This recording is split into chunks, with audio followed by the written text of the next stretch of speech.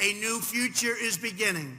All of us in this arena, and thousands and thousands and thousands of people outside, you have to see it, are united because we know the truth about socialism in Venezuela, in Cuba, in Nicaragua, and all around the world.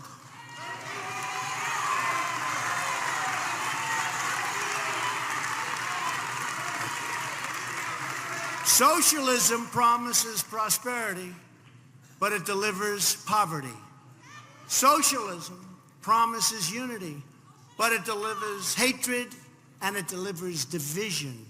Socialism promises a better future, but it always returns to the darkest chapters of the past. That never fails. It always happens. Socialism is a sad and discredited ideology rooted in the total ignorance of history and human nature, which is why socialism eventually must always give rise to tyranny, which it does.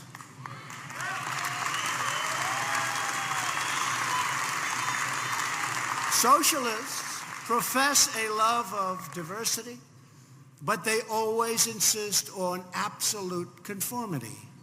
We know that socialism is not about justice. It's not about equality. It's not about lifting up the poor. Socialism is about one thing only: power for the ruling class.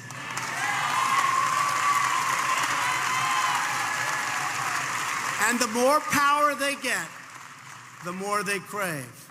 They want to run healthcare, run transportation and finance, run energy, education, run everything. They want the power to decide who wins and who loses, who's up and who's down, what's true and what's false, and even who lives and who dies.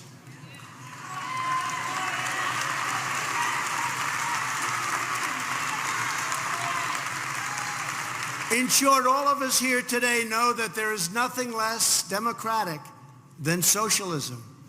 Everywhere and anywhere it appears, socialism advances under the banner of progress, but in the end it delivers only corruption, exploitation, and decay. With us today is David Smolansky.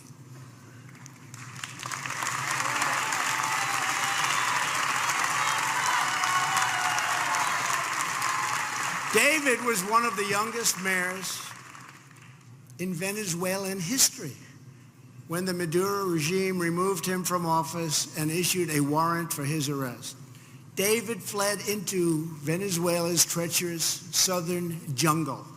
Eventually, David reached Brazil, where he was welcomed with open arms. Today, David lives in exile in the United States, where he continues to speak up for the Venezuelan people.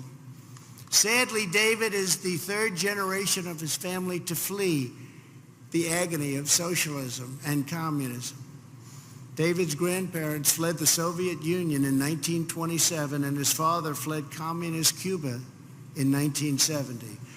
As David said, the difference I want to have for my father and my grandfather is to go back to my country. My grandparents never went back to Kiev. My father has not been back to Havana. I hope I can soon return to Venezuela. I think that will happen, David.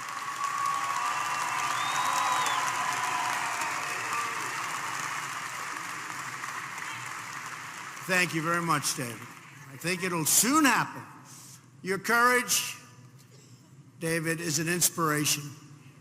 And not only David, many of the people in this room, you've been through much. But you see it coming to the end. You see it really coming to an end for the first time. For the first time, you're seeing it. Because the United States, a true great nation, is behind you.